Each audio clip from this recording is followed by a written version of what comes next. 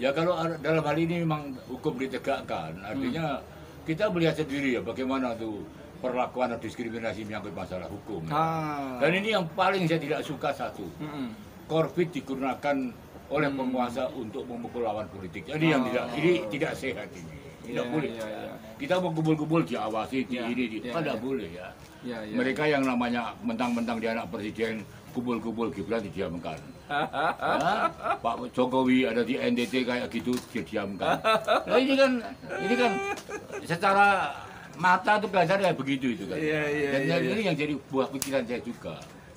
TNI selalu mengatakan sebagai tulang punggung rakyat, sebagai tentara rakyat. Dalam situasi begini kok masih diam. Masih diam.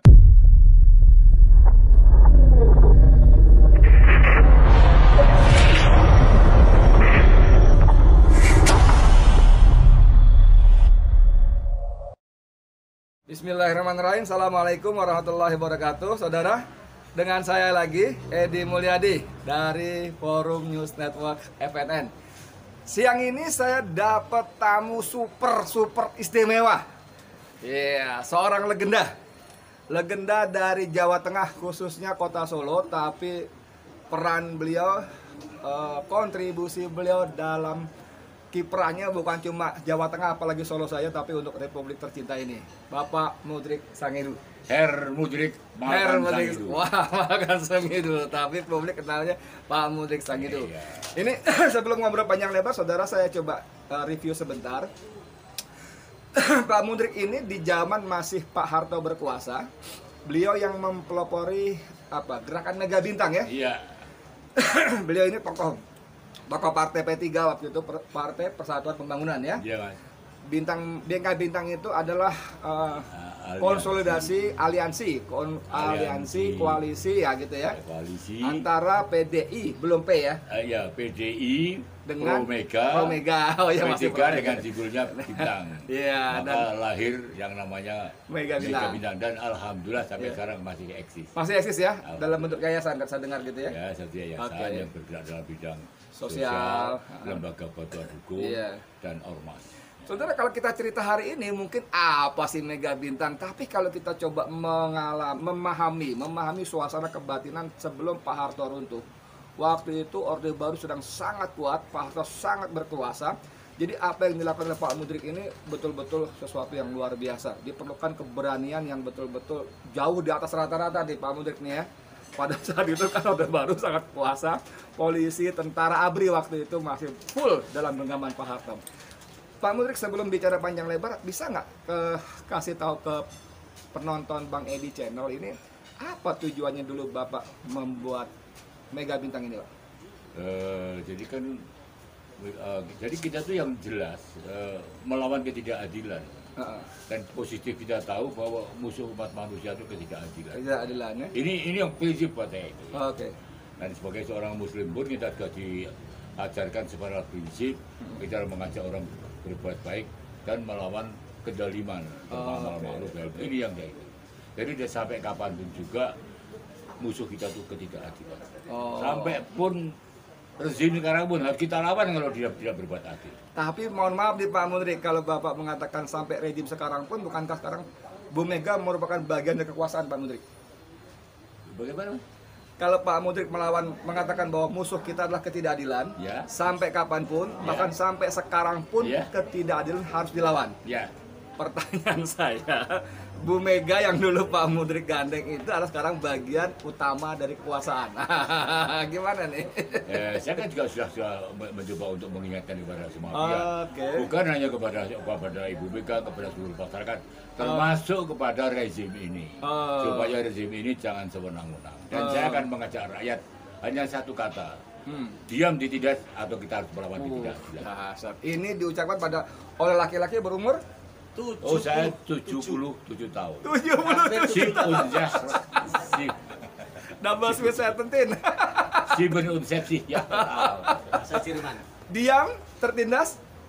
Diam tertindas atau melawan. Atau bangkit melawan. Ini kalau yang ngomong anak-anak PRD gitu ya. Anak-anak usia 20-an, 30-an ya oke lah. Ini laki-laki gaya 77 tahun. Jadi ini keistimewaan Pak Mudrik yang membuktikan bahwa perjuangan tidak mengenal usia, Pak Mudrik ya. Ya. Tidak mengenal istirahat apalagi Ya. pensiun ya. Ya. Dan memang musuh manusia itu adalah ketidakadilan. Ya. Nah, sampai seberapa jauh sekarang ini penyimpangan dan ketidakadilan yang dilakukan oleh kekuasaan hari ini, Pak Mudrik? Jadi saya kan sering menyampaikan kepada siapapun juga ya, terutama TNI dan Polri, jangan menjadi alat kekuasaan. Oke. Kenapa sampai lahirnya kami itu pun? Ya. Karena kita melihat karena tidak berfungsinya sebagian besar daripada wakil rakyat, apakah itu DPRD, kota, kabupaten, provinsi, sampai pun DPR RI. Jadi saya mengatakan jadi kayak merupakan bagian daripada pemerintah. Ini yang akan menimbulkan yang namanya lahirnya kami, dan ada bisa kemungkinan akan terjadi yang namanya people power. Bahaya. Oke guys, sebagai informasi tambahan, Ya. Pak Menteri Sangidu ini adalah ketua kami Jateng ya. Ya, saya itu ketua kami Jateng, Panglima Besar Mega Bintang. Masya Allah. Kami itu koalisi aliansi menyelamatkan Indonesia. Ya. Beliau ini inisiator, pendiri, deklarator, dan ketua Dan kami Jateng. sekarang saya berinisiasi, saya itu membuat yang namanya Aliansi Rakyat Bergerak. Wow, apalagi nih Pak? Ya ini supaya bagaimana saya itu untuk memberikan motivasi kepada masyarakat untuk bangkit melawan ketidakadilan. Masya Allah. Jadi memang di mata Pak Mudrik itu sekarang ketidakadilan memang sekarang benar-benar ada dan merajalela ya? Wah, sudah luar biasa. Luar biasa ya. Binasa, Mas. Luar biasa. Pak, ada nggak Pak cara lain yang agak lebih soft gitu supaya, mohon maaf ya, kalau kita people power itu kan akan menimbulkan banyak sekali korban. Ada nggak yang lebih soft tapi tujuan tercapai gitu? Ya kalau dalam hal ini memang hukum ditegakkan, artinya kita melihat sendiri ya bagaimana tuh perlakuan atau diskriminasi menyangkut masalah hukum. Dan ini yang paling saya tidak suka satu, Korbit digunakan oleh penguasa untuk memukul lawan politik. Jadi yang tidak sehat ini. Tidak boleh. Kita mau kumpul-kumpul diawasi, tidak boleh ya. Mereka yang namanya mentang-mentang dia anak presiden, kumpul-kumpul Gibran didiamkan. Pak Jokowi ada di NTT kayak gitu didiamkan. Nah, ini kan secara mata tuh kasar kayak begitu itu kan. Dan ini yang jadi buah pikiran saya juga. TNI selalu mengatakan sebagai tulang punggung rakyat, sebagai tentara rakyat. Dalam situasi begini kok masih diam saja. Masih diam ya. Apa maksudnya surah Bilal gitu Pak? Aduh. Maaf, pertanyaannya galak, genakal. Pak Pangapnya juga diam semua. Aduh, ini gimana ini? Ya. Pak, mungkin nggak konstitusi kita kan ada aturan tentang memberhentikan presiden di tengah masa jabatan itu di pasal 7A. Itu apabila presiden dianggap terbukti korupsi, melanggar konstitusi, perbuatan tercela, itu bisa dimundurkan. Bisa nggak kita tempuh mekanisme itu tanpa harus berdarah-darah di jalanan misalnya? Ya kalau saya bagaimana kita harus membangkitkan seluruh lapisan masyarakat bahwa rezim ini melakukan ketidakadilan. Ketidakadilan adalah musuh umat manusia. Siapapun juga, apakah itu bupati, wali kota, sampai pun kepada presiden kalau melakukan ketidakadilan harus kita lengserkan. Cuman masalahnya memang kalau undang-undang konstitusi tadi ya hampir mustahil ya. Karena bukan gini, karena kan itu kan harus oleh MPR, oleh DPR, padahal MPR DPR bolone dhewe kabeh gitu. Ya kalau saya begini saja loh. Itu nanti kalau itu memang betul, kalau saya melihat sementara ini anggota DPR RI sampai pun DPRD kota kabupaten itu kayak bagian daripada penguasa saja. Kalau sampai terjadi pergantian rezim, ya kita bubarkan. Dan itu yang paling penting buat saya itu bagaimana kita tuh semua itu harus berani melaporkan oknum pejabat yang melakukan tindakan korupsi. Dilaporkan kepada? Oh ya kepada aparat keamanan, kepada polisi, kepada KPK, kepada Kejaksaan Agung, dan dipasang secara besar-besaran di medsos, tetapi jangan fitnah. Walaupun kita tahu penerapan hukumnya tebang pilih, suka-suka mereka gitu ya. Boleh-boleh aja wong itu yang namanya Fir'aun berkuasa akhirnya juga kan. Tumbang juga. Kalau bicara soal usia, Nabi Musa 90 tahun masih perang. Masih perang. Pak Mudrik baru 77 dah. Masya Allah, luar biasa. Kain belum, tidak ada masalah. Umur saya sih baru 50-an lebih dikit lah, 60. Tapi ya, muda dong itu.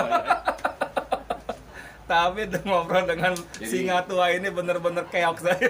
Saya itu tidak pernah, Mas, tidak pernah mikir masalah. Luar biasa. Saya usia yang penting saya syukuri, mudah-mudahan saya dikasih sehat walafiat, dikasih umur panjang, Amin. dan saya tetap berjuang untuk menegakkan keadilan dan kebenaran. Amin, amin. Dan apabila Allah mengundang saya dalam keadaan husnul khatimah. Amin, amin.